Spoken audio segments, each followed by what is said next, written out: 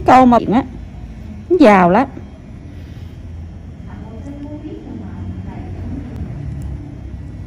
Chồng chiếc ô tô, vợ chiếc ô tô là biết họ giàu cỡ mô rồi, giờ rồi thấy cái ha cái nó không có trong trong đó. À của em 80 em.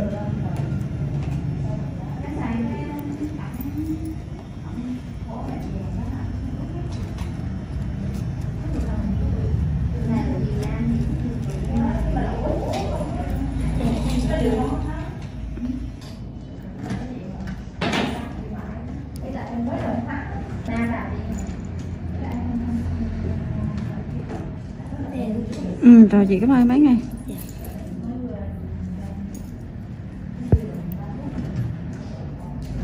Còn nắng cổ làm gì? Không cần ăn cái bình thường thôi chị.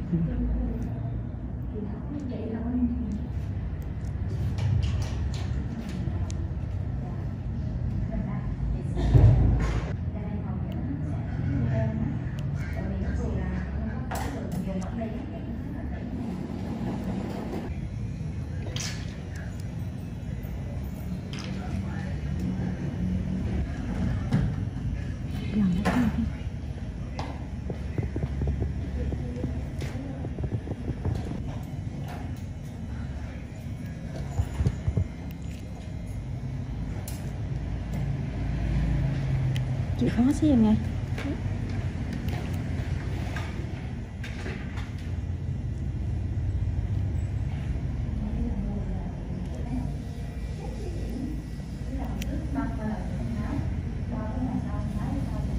Hay là lấy máy bắn vô đau hơn. Máy chị bán vô hề? Cái, máy bắn mụn thì như bắn không có máy bắn mụn. Không mà chú nói biết không? Không có máy bắn mụn. À mà với máy bắn mụn đâu có đau. Nó làm gôm cầu mụn nó thôi, không có đau. Không có cái không. Có mấy cục phim là sao làm dùm hết cho luôn. Bạn mua gì làm hết. Nhưng do thì cái nhìn là xì xì. Chứ người Biết không? Nhiều người ta. Nhiều con em đó. Đau là nói chị xong lại mà ngày mô cũng bắt em nặng đấy. Đau Này ít lắm. Đau quá à. Về hai Ráng thêm xíu nữa cái rồi chị xong lại ngay. xong lại hết đầu vậy. Kiến Hiền xong cho một câu đi cái Hiền. Tới đâu thì mới ăn rồi. Xích ra. Anh đi dọn làm lần đầu tiên đi. Làm xong đi và về xã thái chị làm rất là ok. Ok em tin chị. Mấy đứa này học gì mà mở áo lại. Học từ nghề.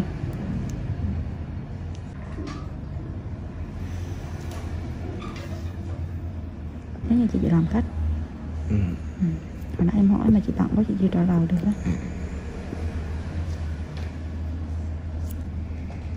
Cho dưới đi đâu? Tôi là này xíu mà. Không sao. Chứ em bị quấn rồi đó nhỉ. Người ta quấn em. Tôi là này xíu à.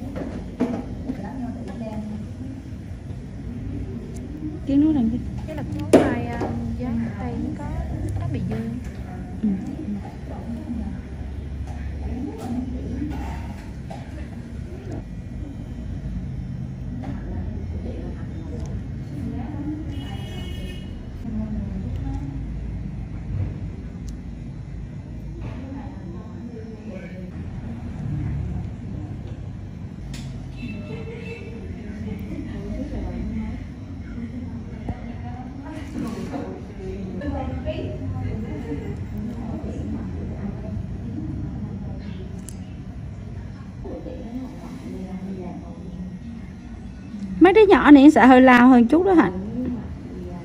Được mấy lần rồi Hạnh? Ừ. Hạnh đỡ chưa? Ghê đó hả? Lần thứ 4 luôn à? Ừ, thôi mạnh quá thì từ từ chứ chưa đủ. Đỡ mà không đủ 80% trở lên là trả tiền lui. Được chưa? Tới cái đủ sung của hắn là Long tưởng đỡ luôn Hạnh. Ừ. Ừ, đúng rồi, người mạnh người yếu chứ. Người mạnh người yếu chứ mấy. Ừ. Ừ. Con chị Nguyễn bán thì cỡ bao. Sao? Rồi.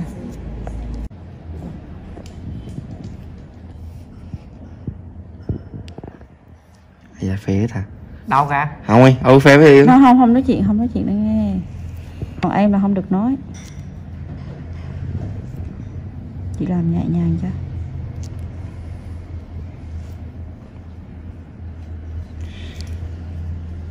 Không luôn, cô đi mụn nhiều.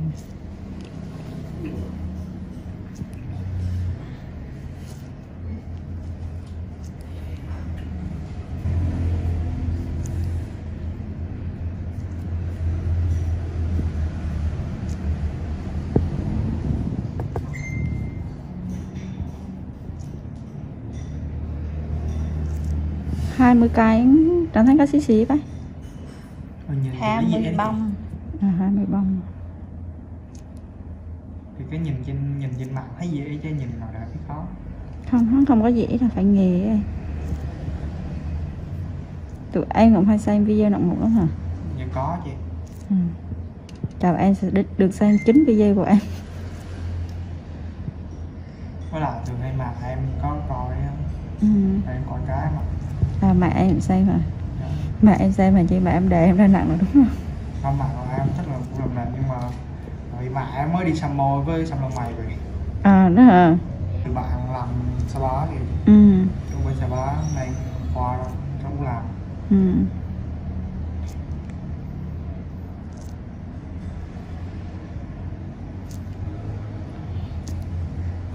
Cái bạn này bạn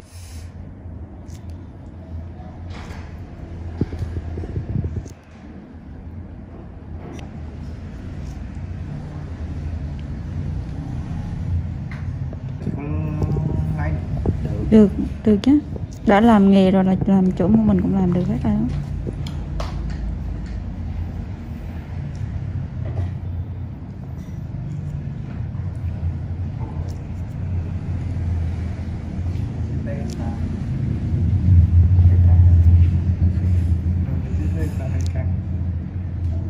Vì ra hồi nãy chị sợ tụi em nói chuyện không, sợ nói chuyện chập á, khách họ biết là chị không lấy tiền mấy đứa, sợ mình lộ nhỏ cho Hồng Tranh đó hằng ngày.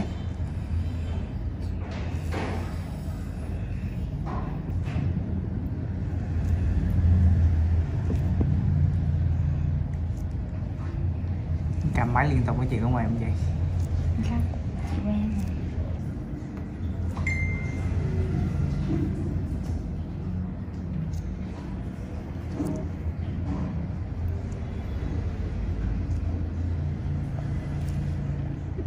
Chị ái kiên như rất có đau không em? Hơi chị cỡ mắt rồi gì. Em quen rồi. Mới đầu sợ chứ thôi. Rồi em nhìn cái mặt nó kiếm đâm vô thì Cái tự nhiên mình thấy mình sợ đúng không? dạ. Thực ra đâm là chính là hơi cái miệng. Ôi trời là kim đâm vô. F6C, 1996 to 2005, review. Basically a stripped-down Honda GL 1500 Gold Wing, with lower gearing and 6 carbs. The Honda F6C Valkyrie is actually reasonably good fun to ride, and some might say it's best made motorcycle in America. The Honda Rune 1800 looks like some kind of Dan Dare spacecraft, mental. Ride quality and brakes. Here, the Honda F6C Valkyrie surprises many riders. So long as there's plenty of advanced planning, the motorcycle can be made to go around a corner fairly fast. for a cruiser and still offers a luxurious ride on motorways. The Honda Rune 1800 is more ponderous, but then you'd want to travel slowly so people could stare for longer. The Honda Valkyrie's big problem for many cruiser riders is that it just isn't a V-twin. Instead, a burbling flat 6 Honda GL 1500 Gold Wing motor seems to sanitized for most, too damn quiet. Sure, the Honda F6C Valkyrie's 100 brake horsepower motor is enough to send the thing whizzing along in unfeasible speeds, but it's easily out-accelerated by the Triumph Rocket 3, any old Yamaha VMAX and a whole boatload of rival power cruiser motorcycles these days. The Rune 1800 isn't really any faster. The Honda F6C Valkyrie rarely goes wrong, ever. It is a beautifully made motorcycle, with lavish chrome, thick paintwork and an engine that can cover 100,000 miles with basic oil/filter changes. The main problem with the motorcycle is keeping its hundreds of nooks and crannies clean. Double that cleaning time on the Honda Rune 1800. Our Honda Valkyrie FC6 owners' reviews show a very reliable bike, which is the norm for Hondas. For most of its life it was available as a personal import from the USA, and there aren't that many around, which keeps resale values high. Honda F6C Valkyrie motorcycles with the hard luggage touring kit on seem to be sought after. Buy a good used motorcycle and you can 5 years biking for about $2,000 in depreciation. The Honda Rune 1800 costs big bucks and is for lotto millionaires and poseurs only. Huge brakes, beefy forks and a proper two-person saddle are some of the useful features on the Honda F6C Valkyrie. It could use the reverse gear of the Gold Wing and there's no screen as standard on the Honda F6C Valkyrie. Naturally, there's a whole phone book of accessories to be had, from both Honda and US aftermarket motorcycle accessory suppliers. Sci-fi bodywork on the Rune looks stunning. Welcome to BBC Motor Reviews channel. KTM 1090 Adventure, 2017 on review. The chassis copes with the extra power with ease. In fact, it feels like it could handle a further 25 brake horsepower. The conventional 48mm WP forks and WP rear shock work straight out of the box. The forks are non-adjustable, but on our test route that didn't pose any problems. A 170 section rear tire and the 1090's relatively low weight enable it to be hustled with ease. Boring it certainly isn't. Unfortunately, we had less than ideal conditions to test the new 1090, but wet riding did highlight the bike's rider friendliness and near-perfect fueling at low speeds. There are 3 riding modes: Sport, Street, and Rain, with an optional off-road setting. Each mode changes the engine characteristics and level of traction control intervention. Although it's called the 1090, the engine is the same 1050 cubic centimeters motor as used in the outgoing 1050 Adventure. In the old model, KTM restricted it to 95 brake horsepower, but they've unleashed an extra 30 brake horsepower for the 1090, pushing peak power to 125 brake horsepower and torque to 80.4 ft-lb. On the road, it deals like KTM have thrown a bottle of vodka into the punch bowl along with a dozen cans of Red Bull. The 1090 is much livelier and more fun to ride, yet still has the ease of use of the original 1050. Confusingly, KTM also offer a 95 brake horsepower version of the 1090, which can then be restricted further to 47 brake horsepower for those on an A2 license. KTM's LC8 engine is a proven motor by now, with few problems to report, and KTM's Adventure family are well built. The 1090 Adventure comes in much cheaper than the more premium competition, without skimping on quality. The standard price of £11,299 is good value, although the bike we tested would have cost £12,800. As the 1090 is the baby of the Adventure range, the spec doesn't quite match that of its bigger brothers, but you do get 3 riding modes as standard: Sport, Street and Rain. An off-road setting can be unlocked with the optional off-road pack, £243.78. traction control and ABS are standard but not lean sensitive, and the TC can't be deactivated on the move. Old-style clocks remain. Welcome to BBC Motor Reviews channel. Cines Akuma 125, 2022 on review. Priced at £2,599, the Akuma significantly undercuts the popular Honda MSX 125 Grom, which is its obvious target. And though my preference is for traditional-looking bikes with a retro feel, like the WK Scrambler or Cines' own Outlaw, after riding the updated Akuma, I'm genuinely impressed. Ride quality and handling are altogether spot on, and though not the outright fastest, it's plenty quick enough. Yes, perhaps the seat leans you a bit too far forwards, and at 6 foot tall my knees are a bit high, but this aggressive style and involving feel make the Akuma a confidence-inspiring and solid first ride for any newcomer. If I wasn't a skint student on part-time wages, I'd buy one without a moment's hesitation. Can't say much more than that. For 2022, the Cines has larger 14 inches wheels, upgraded from the previous 12 inches. Still small, they improve handling and give a stable feel around corners, while still making the Akuma very agile at low speed and in close quarters.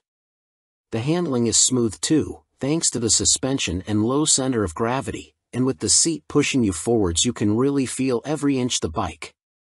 Leaning forwards into corners and tucking in on the straights, the Akuma might be a modern monkey bike but rides like, well, a proper bike. They call it the Mini Monster, and it deserves the nickname, being a down-to-earth yet modern bike that both looks and rides the part. Being angled steeply forward means the seat does affect comfort, and with the abrupt shape of the tank you need to be gentle with the brakes. The Akuma is also very compact, it's physically smaller than my own WK Scrambler 50. However, although perhaps better suited to smaller riders, with its 820mm seat height the Cines happily supports 6 feet of teenager. Both the front and rear brakes very good, and they're combined, which means the front is linked to the rear. There's no ABS, however. Being air-cooled instead of liquid-cooled doesn't really match the modern style of the Akuma, and with 9.7 brake horsepower it's not as powerful as other more modern bikes. However, this also means welcome simplicity, and you'll get your money's worth of reliability. It's also fast enough. Accelerating sharply and with a more than adequate 67 miles per hour indicated top speed, the Akuma feels swift and has the smoothest, easiest gear change of any 125 cubic centimeters bike I've ridden. Most noticeable of all the Akuma's features is the 3-tiered exhaust. It's not just an eye-catching MV Agusta styling trick, but 3 fully functioning pipes that sound ace as well as looking great. With aggressive shapes, new blacked-out finishes, steel trellis frame, which is non-structural, and its raised tank giving the look of an arched back and so resembling a big cat, go on, imagine, riding the Akuma makes me feel like I stand out from the crowd. Which is important for the teenage market. Switchgear, components and overall finish look and feel pretty good for a $2,500 bike. Some fasteners and smaller parts will need coating with anti-corrosion treatment for winter use, but that's true of some bikes costing 5 times as much. And overall the Cines does a good job of disproving preconceptions about cheap, flimsy Chinese bikes. Honda's trendy MSX 125 Grom costs £3,849. Yes, it's a bit nicer finished than the Cines and will hold its value better, but it's only got the same power, and the extra £1,300 over the Akuma can be a big ask for a cash-strapped teen. Benelli's TNT 125 is also made in China and costs the same as the Cines.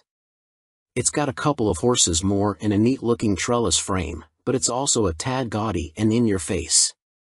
Picking between them is as much down to their image and personal preference as anything else. Tech fan? You'll be interested to learn that the display now has multiple color options as well as brightness settings. At first, I thought it was just another knick-knack, however it is helpful especially in changing weather or when looking through a tinted visor. And it's like socks with days of the week on, every day can be a new color. The display is also crystal clear and comes with a small array of function as expected: time, trip, odometer. Something that I quite like are the large buttons that the Cines uses. None of this tapping the wrong control malarkey, just big simple buttons, easy as you like. 2019, Cines Akuma launched late in the year as a 2020 model. Modern monkey bike with air-cooled 4-stroke single and 12-inch wheels. 2022, upgraded with larger wheels, jazzy new clocks, plus more refined styling and colors. Replacing the stock bike's KYB suspension, the SP features Gen 2 Öhlins semi-active suspension, NIX30 SV forks and a TTX36 SV shock, which automatically controls the damping levels while leaving spring preload manually adjustable. Featuring spool valves rather than traditional needles valves, which Öhlins claim deliver faster adjustment and a more accurate responsiveness at the low and high ends of the adjustment range, the SP suspension can be set in one of 3 semi-active damping modes, A1, A2 or A3, or one of 3 manual setting, M1, M1 or M3, which remove the semi-active function and allow fixed damping settings to be selected via the dash.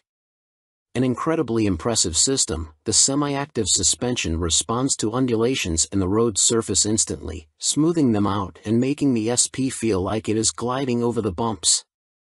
Harsh ones still give you a kick, but unlike on a conventional system, the semi-active damping instantly recovers and keeps the MT nicely composed, a feature that reduces its tendency to shake its head when exiting bends under hard acceleration.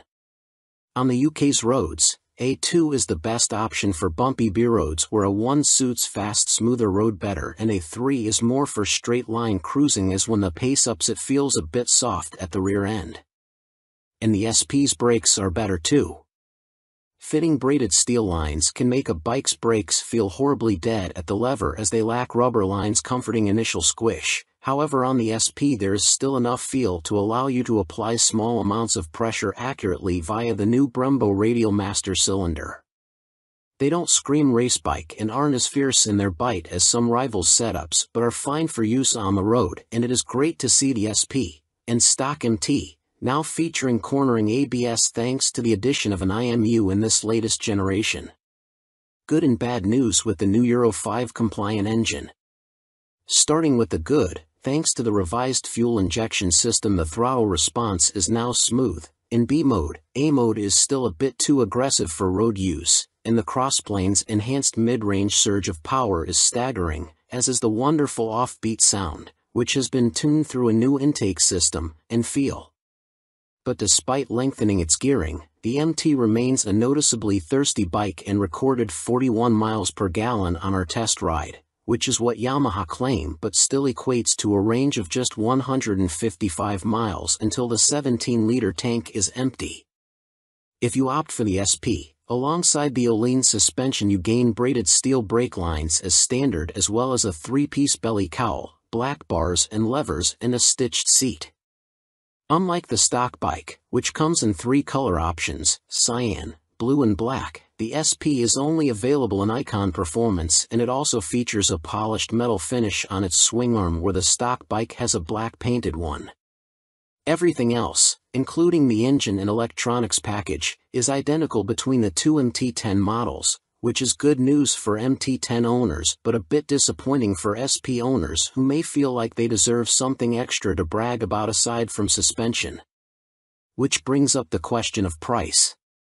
The MT10 SP costs £2,500 more than the stock MT10 at £16,000, which is tantalizingly close, especially when you look at a finance package. On a PCP deal after a £3,000 area deposit, you are looking at paying about £35 a month more for the SP when compared to the stock bike. That's about the price of a takeaway meal for 2 every month, which seems a small sacrifice to gain that all-important Öhlins bling. In terms of running costs, both the SP and stock MT10 have the same poor fuel economy and cost roughly the same to insure and service, so that's not a factor in ownership, and the SP should hold its residual value a bit better. How does it stack up against its rivals? Very well. the SP is 16,000 pounds, where a Ducati Street Fighter V4 is 19,551 pounds or 21,651 pounds in S-Guise with semi-active suspension. The Aprilia Tuono V4 factory is 16,900 pounds, the KTM Super Duke EVO 17,899 pounds, Triumph Speed Triple 1200 RS 15,500 pounds, which lacks semi-active suspension, and the Kawasaki ZH2 SE 19,079 pounds. Sharing the same tech package as the stock MT, the SP is no less impressive when it comes to its safety assists. Thanks to a 6-axis IMU, you get cornering ABS and TC as well as slide control and anti-wheelie that sit alongside an up/down shifter, engine braking control, cruise control and variable power modes, all of which are controlled via the new 4.2-inch color TFT dash, which lacks connectivity. While the electronics perform faultlessly, and the quickshifter is excellent, it is tricky to see which of the various acronyms you are selecting should you wish to tweak their. Welcome to BBC Motor Reviews channel. Triumph Rocket 3, 2020 on review. Suspension, steering and stopping are all worlds ahead of the previous Rocket 3, and as a result it now feels like a laughably large but comprehensively capable motorcycle, rather than a cartoon cruiser caricature. Related, 2020 Triumph Rocket 3 TFC news on MCN. First impressions might be dominated by the rocket's vast proportions and the curiosity factor of cramming a motor larger than a typical family car between two wheels, but after a day spent studying the quality details, experiencing the meticulously managed power and appreciating the enormous improvements in refinement, you walk away feeling thoroughly impressed. The new Rocket 3 is exciting, eye-catching, attention-grabbing and pulse-raising, yet avoids straying into feeling frivolous, ridiculous, or pointless. Forget the previous Triumph Rocket 3's cumbersome bulk, heavy-handed handling, basic running gear and Romanesque name badge. The new Rocket 3's chassis is totally different. A cast aluminium spine frame replaces the old twin steel tubes, helping contribute to an incredible 40 kilograms saving over the previous bike, while steering geometry is sharper and the wheelbase is shorter. As a result, the Rocket now has a proper appetite for corners the old bike couldn't dream of. Turn-in is easy, holding a line mid-corner needs little inside bar pressure, and flick-flacking from full lean left to right, and still ending up where you intended, is absurdly accurate for a bike with a fueled weight north of 320 kilograms. Suspension is by Showa, with 47mm adjustable upside-down forks up front, and an adjustable monoshock monitoring the shaft drive. No electronic adjustment though, the clickers are all manual. The front's set pretty firm, meaning you can haul hard on the flagship Brembo Stylema front brakes. Even the rear brake is a 4-pot radially mounted caliper, to generate huge stopping force without the bike trying to tie itself in knots. Ride quality is generally good, though the short travel shock, just 107mm, has to work hard and can feel bouncy. Drive hard and you can clearly feel the rear end of the bike jack up though, a result of the torque reaction from the shaft drive being unchecked by any kind of parallelogram setup. The Rocket 3 comes in two flavors, Roadster R and Touring GT, with the main difference being riding position. The R has a higher seat, mid-set foot pegs and narrower bars, giving a more aggressive Street Fighter stance, while the GT's lower seat, feet-forward controls and wider, higher bars give a relaxed, cruiser feel. Everything is transferable between the bikes, meaning you can create whatever kind of muscle power touring cruiser you like. Into the bin goes the Rocket 3's 2,294 cubic centimeters triple, replaced by this all-new, gruntier, smoother, cleaner, stronger and smaller 2,458 cubic centimeters engine. Huge 110.2mm pistons eclipse the old 101.6mm items, while stroke is significantly reduced, down from 94.3 to 85.9mm, allowing Triumph to make a shorter motor. Peak torque is identical to the previous Rocket 3 Roadster, at 163 lb-ft, but the new motor holds onto that grunt for longer as revs climb. Where the previous rocket's torque curve fell away sharply above 2500 RPM, the new motor has a much fatter, flatter delivery. As a result, headline power is up to 165 brake horsepower. But as ludicrous as that might sound, the reality is that it's immensely easy to use. All that prodigious power is carefully controlled by the ride-by-wire throttle and predictive, lean-sensitive traction control, while output is restricted in lower gears and top speed is electronically limited to 138 miles per hour. It's a beast, but one of those big, fluffy, gentle, cuddly chaps from a Disney film. The colossal torque spread means you can ride it however you like. Plunk it in one gear and dip into the immense grunt from 2500 to 5500 RPM if you're feeling lazy, or chase the 7000 RPM redline and work the new sweet-shifting 6-speed gearbox for maximum thrills. There's even an optional two-way quickshifter in Triumph's accessory catalog, if you like changing clutchlessly. It's a completely new machine from nose to tail, so only time and miles will deliver a verdict on reliability. Service intervals are set at a car like 10,000 miles, suggesting the motor is in a fairly mild state of tune and Triumph have confidence in it.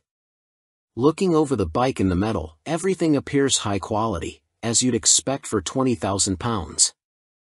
The exhaust headers are a particular highlight, the welds look neat, while the hydroformed curves are apparently a huge pain to produce. Everything seems tucked away neatly, there are no vulgar cables or hoses dangling about anywhere, and wiring runs inside the handlebars. Details like the Monza-style petrol, coolant and oil filler caps are pleasing, while the clever flip-out pillion pegs are a neat design. Our Triumph Rocket 3 owners' reviews show there have been some issues for some buyers, in particular corrosion, electrical and mechanical problems. Seemingly the rear brake can often stop working, for example, and needs attention from a dealer. Have a good read through before going for a test ride. Clearly it's not a cheap bike, though an ultra-capacity extreme muscle cruiser never was going to be. The Rocket 3R is 19,500 pounds on the road, that includes almost all the gadgets, apart from the two-way quickshifter and the heated grips.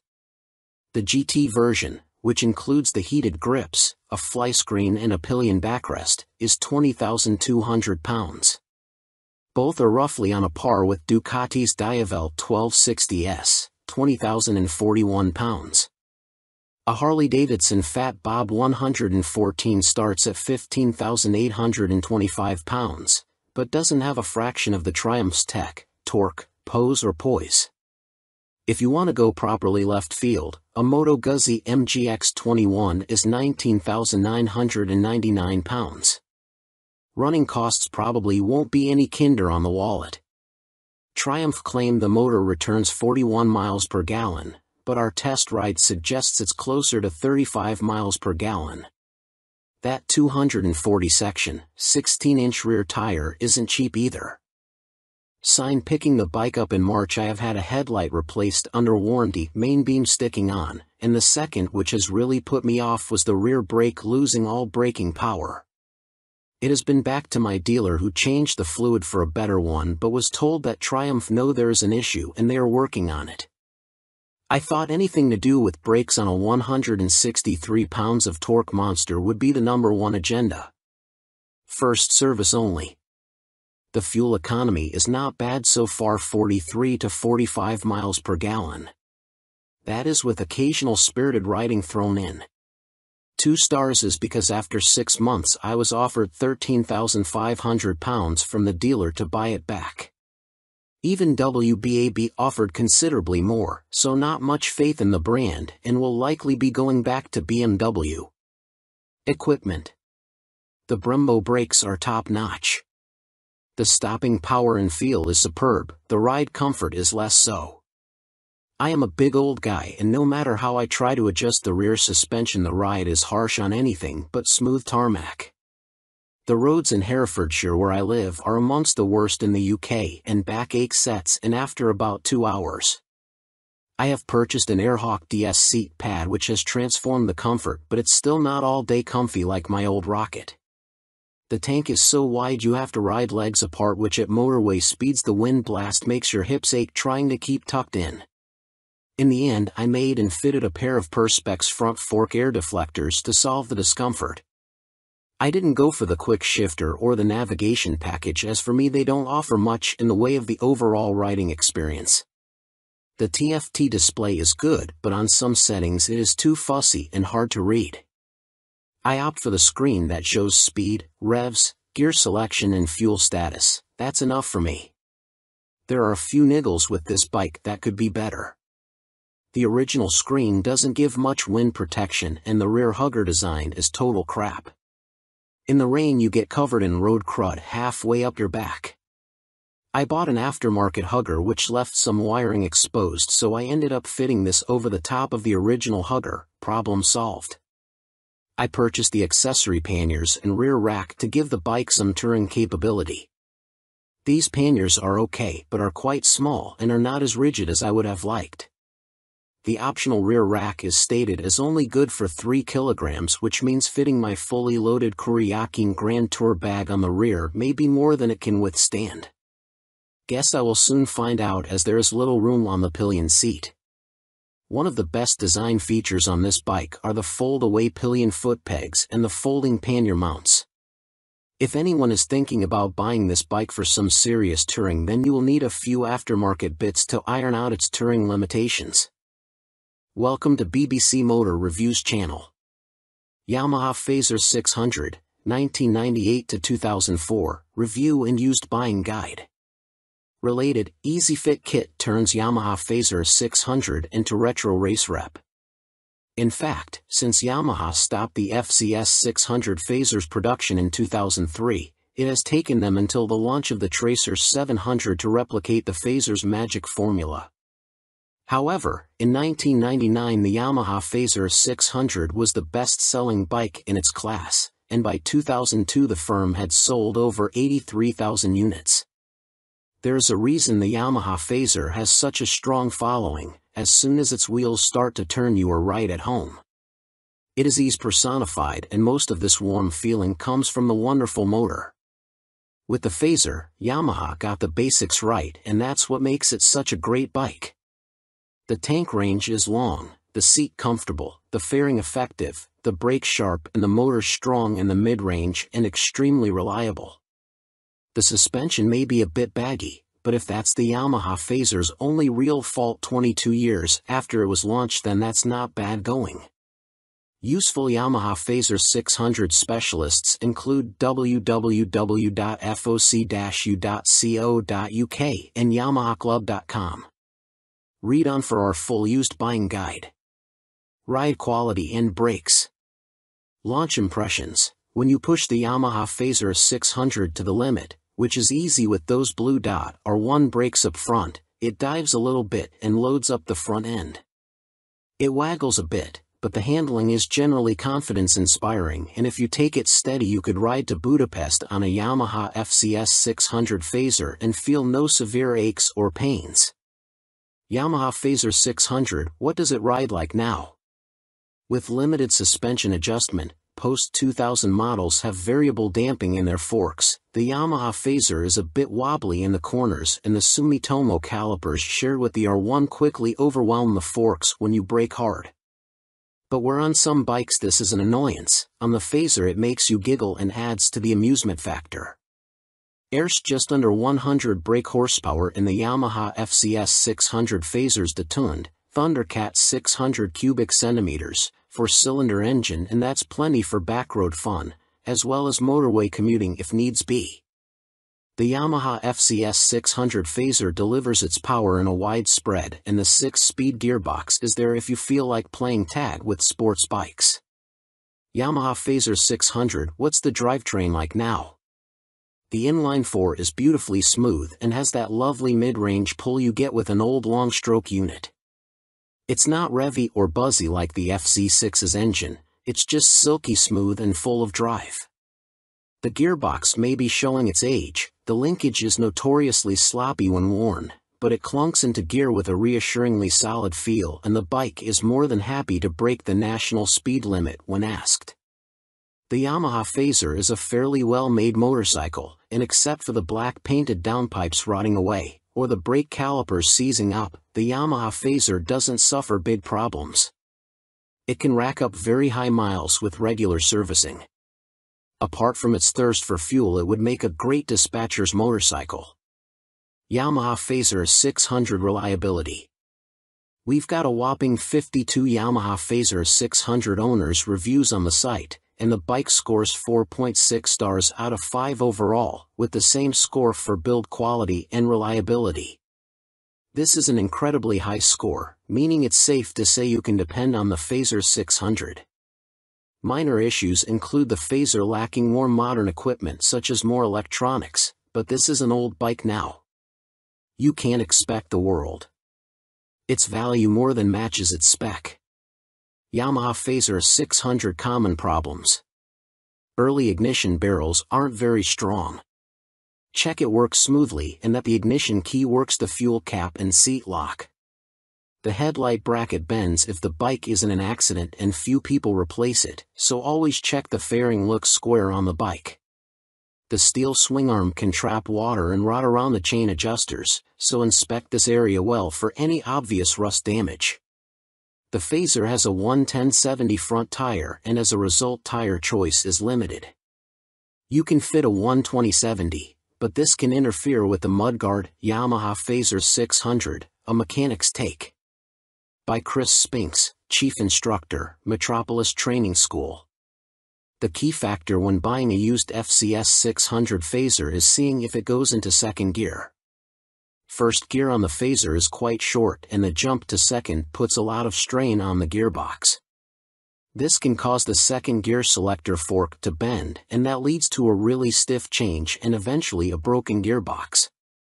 On a cheap bike such as a used Phaser, that can write the bike off as replacing it is not economically viable, as a complete gasket kit costs £500. That said, when I destroyed my Phaser's gearbox on a track day, I bought a new motor for £400, and swapping them over was fairly simple. The sprocket retaining nut is a classic Phaser fault and well documented. The nut comes loose, the sprocket slides off the shaft and then sits on the threaded part of the output shaft. People think the clutch is gone and rev the motor, which causes the sprocket to strip all the threads off the shaft. You can slide the sprocket back on and spot weld it in place, but you need to be careful not to overheat the seals. As long as you fit the nut correctly using the locking washer, you should be fine, although Yamaha did release a deeper threaded nut and this sorts the issue. The lights on the Phaser are poor, but on the 1998 9 model the bulb vibrates and creates a white powder that fills up the lenses. This is impossible to remove and makes the light even worse. Some owners changed the lume to convert the Phaser to twin headlights, which is very easy, but you need to tilt the main beam down or it will fail an MOT. After 15,000 miles the shock will be duff. I'd recommend getting the forks rebuilt and buying an aftermarket shock. Don't be tempted to go for a stiff fork springs. I've found softer ones works better. When it comes to the finish, the paint likes to flake off from the engine's fins, so don't jet wash the engine, and check the downpipes. The motor is totally bulletproof, but the cam chain tensioner can need changing and it is a nightmare to get to. At the end of the day, a well-looked-after Phaser is a brilliant buy and totally reliable. At the training school we would see them cover over 65,000 trouble-free miles with only oil changes.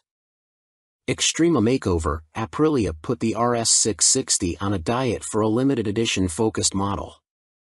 Alongside the surprise launch of their 2023 BX450, Bimota have shed more light on supercharged Tessie Tourer currently in development. Now officially called the Terra, we first caught glimpse of the bike as a basic design sketch at the 2021 EICMA show, with a spokesperson for the Rimini firm later confirming to MCN that it would be powered by the 4-cylinder motor found in Kawasaki's Ninja H2SX range.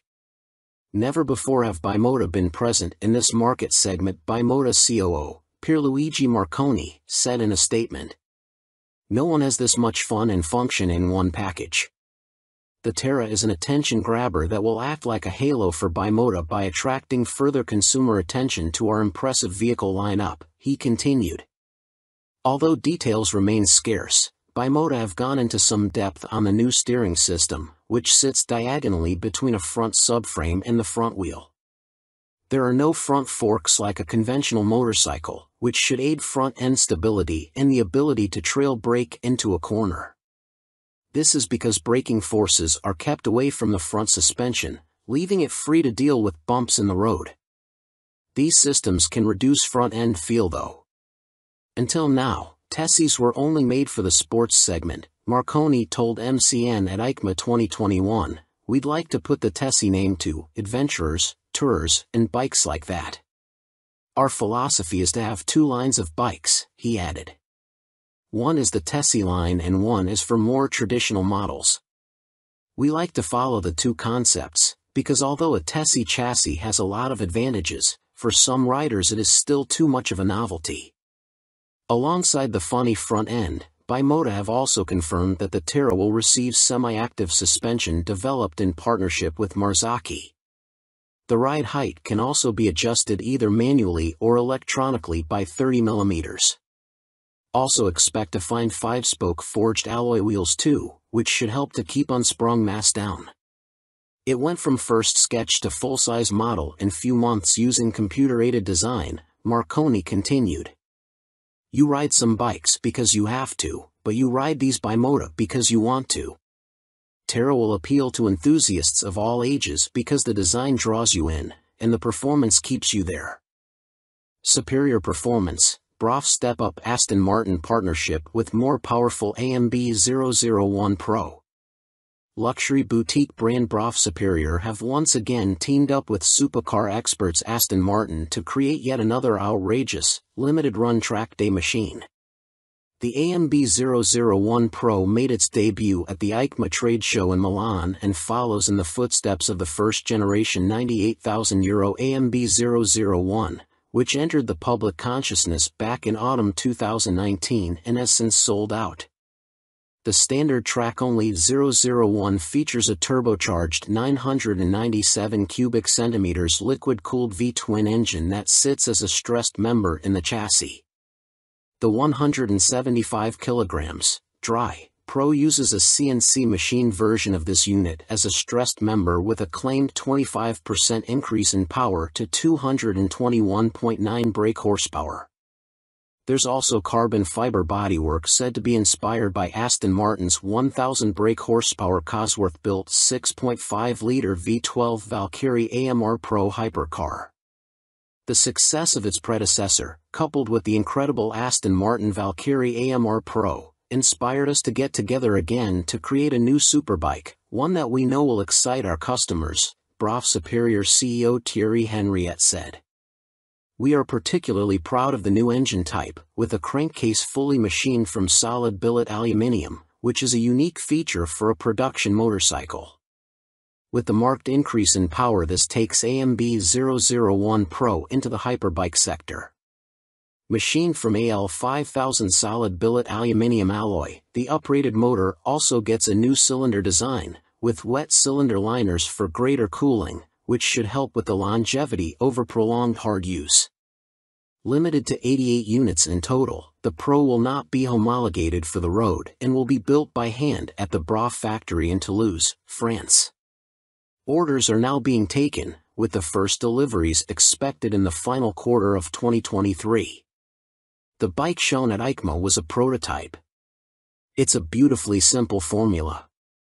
Form plus technology equals performance, Marek Reichman, Executive Vice President and Chief Creative Officer of Aston Martin, said.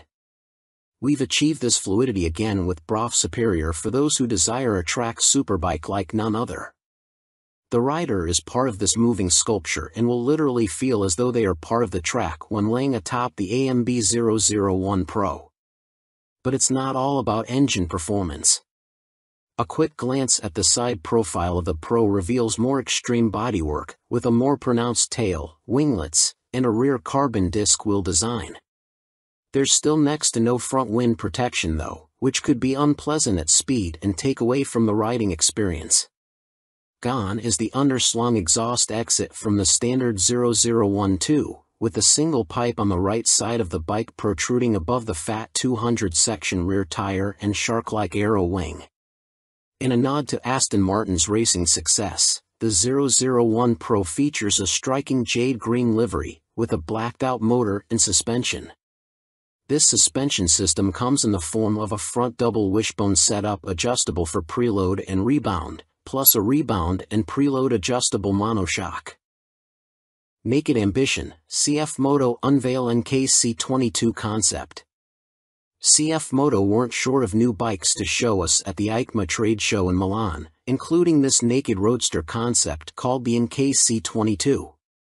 The bike uses an 800 cubic centimeters parallel twin engine, presumably the same KTM 790 lump used in Kfmoto's 800 metric tons models, but wrapped in a lightweight, sporty chassis. This concept version is covered in forged carbon bodywork with an engine fairing that doubles up as an aerodynamic wing. Front forks are heavy-duty upside-down units and look to be fully adjustable, while at the back a stylish single-sided swing arm holds a rear wheel blanked off with carbon inserts. CF Moto reside at the economical end of the motorcycle market, and so even this concept version gets J.1 brakes rather than the full Brembos used on last year's track-focused SRC21 concept. Twin SC Project exhausts complete the aggressive, sporty look and would, from the looks of them, far exceed UK homologation noise limits, so expect something more sensible on the finished bike.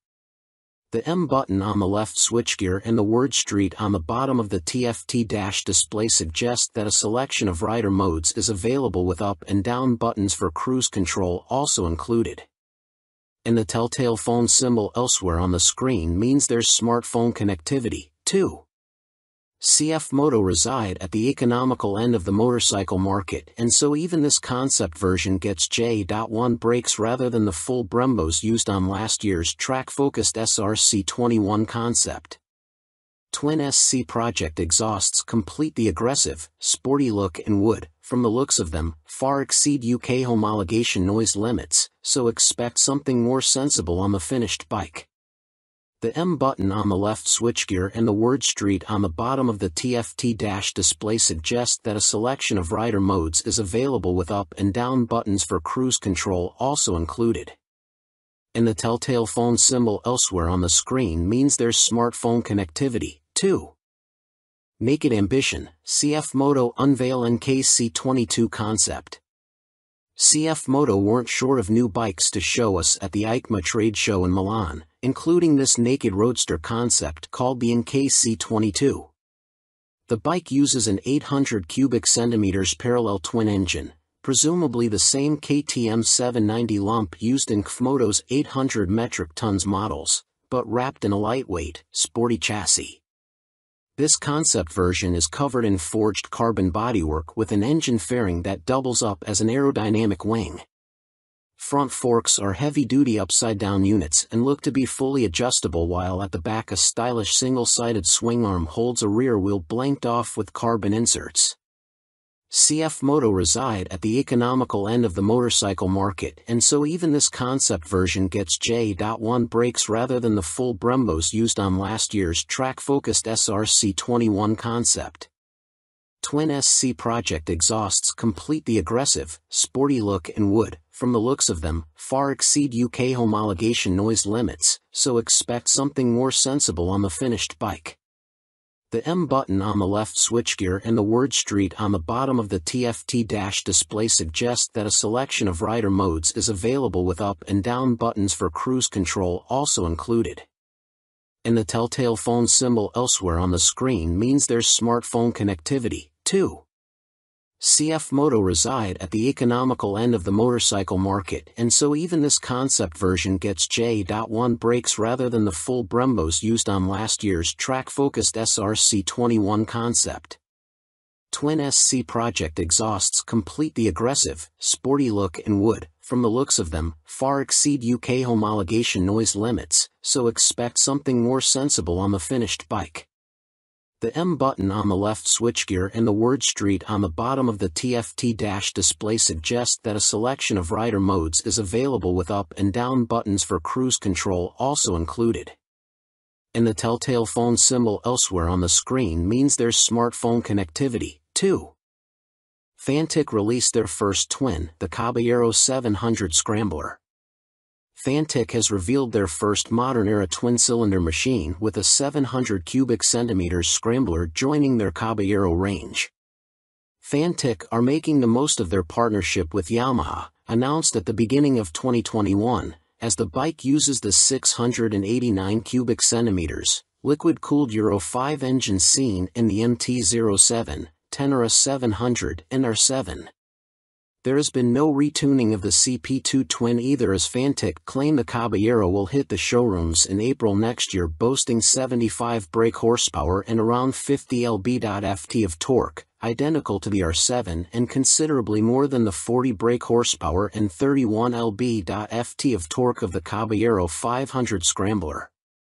Elsewhere, the 700 sports the same 19 inches front and 17 inches rear, aluminium, spoked wheels as its small-capacity sibling.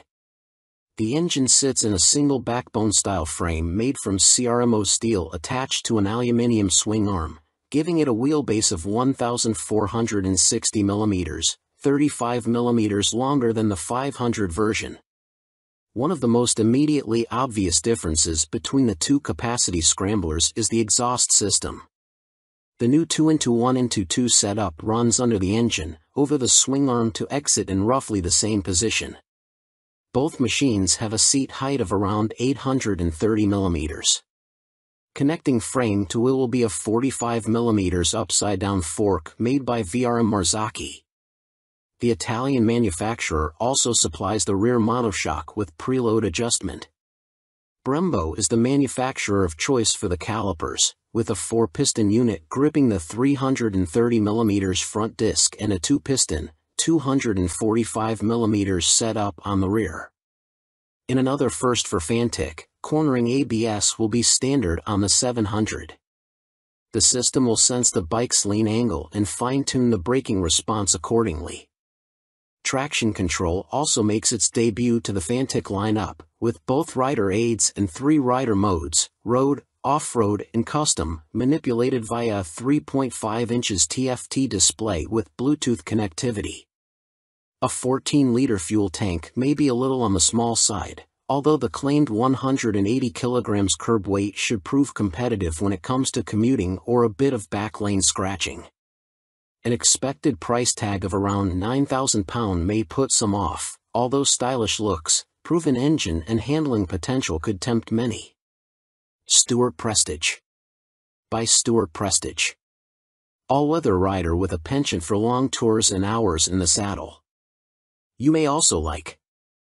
Honda released £30,000 limited edition McGuinness 100th TT Start replica Fireblade SP. Who do you think you are, John McGuinness?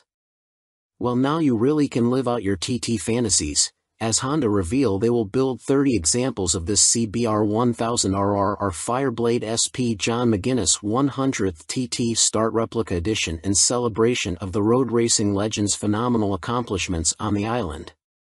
The headline visual difference from the stock bike is the bold replica of the paint job John raced with for his 100th TT Start. But this is more than just a replica paint job, there's a whole host of other upgrades to add to the exclusivity. The stars align for me to be back on a Honda Fireblade for my 100th TT Start, says McGuinness. It's an awesome bike and has meant so much to me over my career. I'm proud of my connection with its place in TT history and of this, my replica. John McGuinness is the second most successful TT racer of all time, next to the late, great Joey Dunlop, and while revered as road racing legend, he has also had an exceptional short-circuit career, having raced in 24-hour world endurance races like the Bol d'Or and Le Mans, 500 cubic centimeters GPs, and the Daytona 200. He's a former British 250 cubic centimeters champion, has ridden in World Supersport and finished third in the 2009 British Superstock Championship. Making his TT debut in 1996, he won the Best Newcomer title in the 250 cubic centimeters class.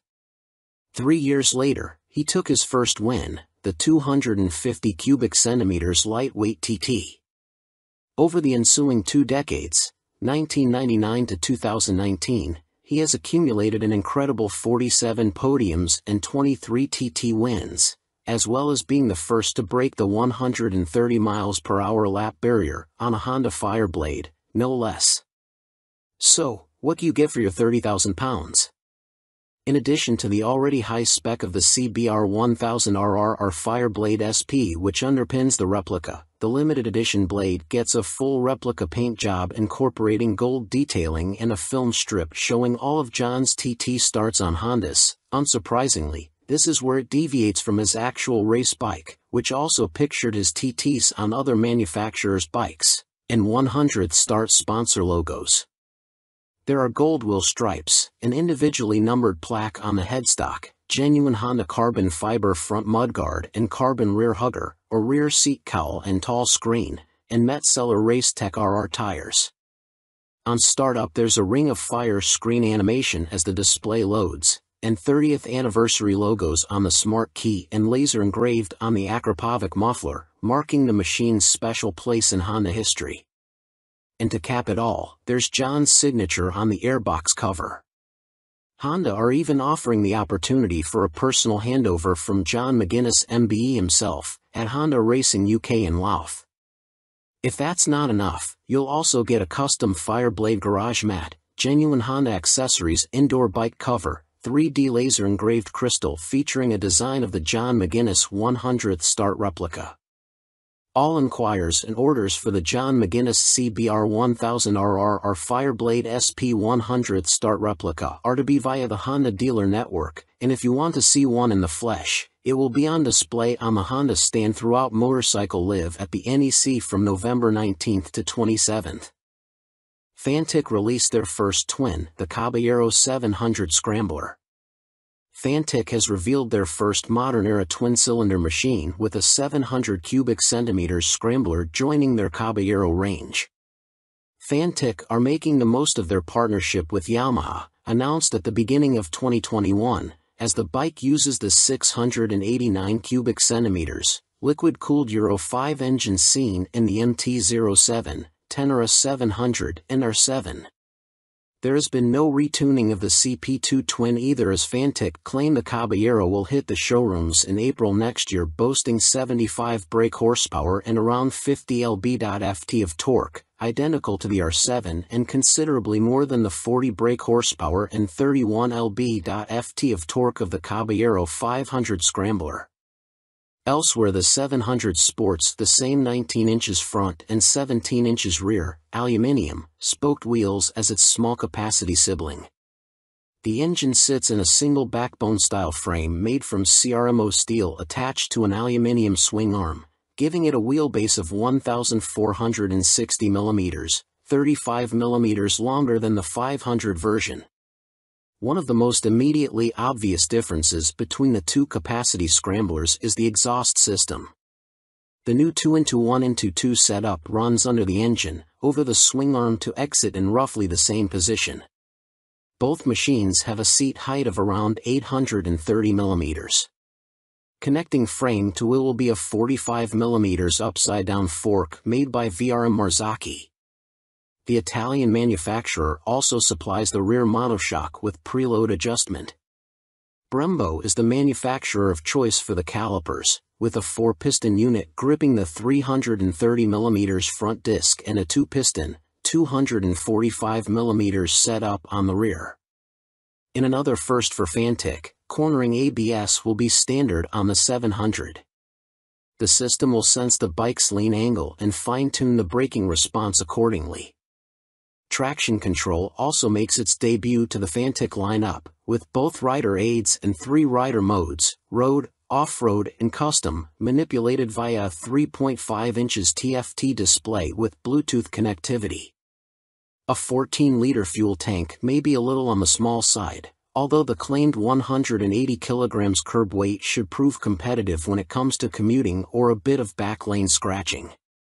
An expected price tag of around £9,000 may put some off, although stylish looks, proven engine and handling potential could tempt many.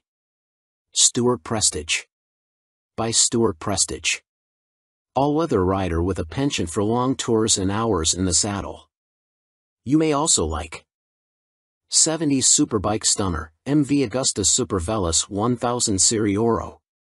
MV Agusta may not have been directly participating in the EICMA show in Milan last week, but it didn't stop them stealing the headlines with this stunning Super Veloce Serie Oro.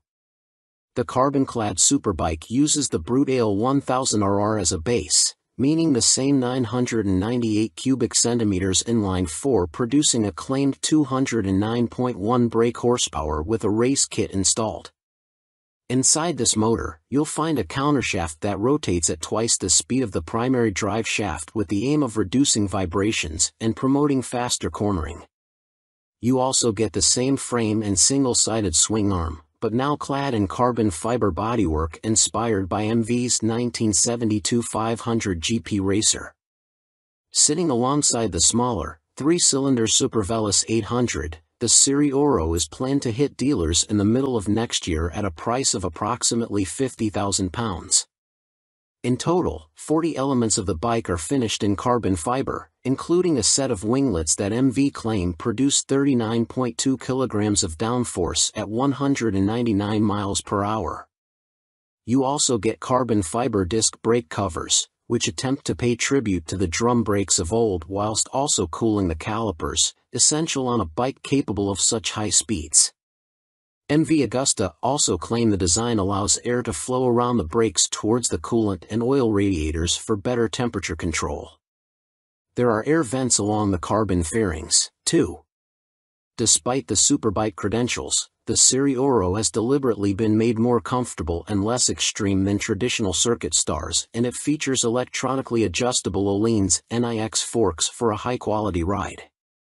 They are matched to an Öhlins TTX rear shock, which bolts directly to the swing arm. As you'd expect for a bike of this caliber, stopping power comes from premium Brembo Stylema monoblock calipers, which bite onto chunky front 320mm discs. You also get 5-spoke forged aluminium rims, and 4 under-seat exhausts, just unlike the company's landmark F4. In addition, there is a suite of lean-sensitive electronics, plus a 5.5 inches TFT color dash to control them, with the added option of mobile connectivity. Dan Sutherland. By Dan Sutherland. News editor, sports bike nut, and racing fan. You may also like Vmoto range grows, Super Soco owners launch 3 new urban models at EICMA 2022. Electric scooter manufacturer Vmoto, parent company of Super Soco, have had a busy year, releasing 3 new models at EICMA, including the 125 cubic centimeters comparable e-bike, the Vmoto Soco Stash. The release of the production model comes just a year after the unveiling of the prototype, with the bike so named due to its multifunctional storage compartment, housed in the fuel tank, large enough for a full-face helmet or other accessories. At its heart is an electric motor producing an average 8 kilowatts with a peak of 15 kilowatts. This propels the Vmoto Stash to a top speed of 75 miles per hour when the boost is deployed. 68 miles per hour is on tap without the boost. A 72V removable battery provides the juice and can be charged using a fast charger in a conventional 3-pin plug in 3.5 hours. Charging without the fast charger will take between 5 and 6 hours. No range specifications have been released, but expect it to have the same 30-mile capacity of the Super Soco TS Street Hunter, which has the same top speed capability. A newly designed swing arm pivots off a solid, lightweight frame, driving a 17-inch rear wheel. A 17-incher is also fitted on the front, and ABS disc braking is standard. A relatively tall seat height of 830 mm awaits the rider, and the Stash has a curb weight of 143 kilograms. The company also unveiled their first dirt bike-style machine, which weighs in at just 84 kilograms. The machine comes in 2 models, the Vmoto On-R, which comes with road tires, or the OFFR, which is equipped with knoblet tires. The On-R/OFFR can be set up in either L1 configuration, comparable to a 50 cubic centimeters machine, or L3, which mimics a 125 cubic centimeters. In the L3 iteration, the bike can reach speeds topping 50 miles per hour, while the L1 configuration limits the top end to just under 30 miles per hour. Vmoto claim a range of up to 90 miles with recharge times taking 2 hours for the L1 configuration and 3 hours for the speedier L3. A die-cast aluminium frame cradles the 8 kilowatts motor, producing a claimed 190 feet per pound of instant torque. A swing arm with a single rear damper secures the belt-driven, rear-spoked wheel. No retail price has been provided. The Vmoto Soco F01 scooter is, technically speaking, not a new bike as it was available as part of a commercial fleet, but now will be available to the general public, the company also announced at EICMA. The urban commuter will, like the ON/OFFR models, will be available as an L1 or L3 configuration. A 2 kilowatts or 4 kilowatts, L1 and L3, motor will get the rider up to a maximum speed of 27 miles per hour for the L1 and 45 miles per hour for the L3 model. Vmoto claim a range of between 50 and 60 miles dependent upon the setup and riding style. The charging time of the removable battery is 3.5 hours with a fast charger using a domestic 3-pin plug or 6 hours without the fast charger. Coming in at 110 kilograms with a seat height of 855 millimeters, the F01 should prove a popular choice for city transportation. The F01 will be available in white, light or dark blue, red and black.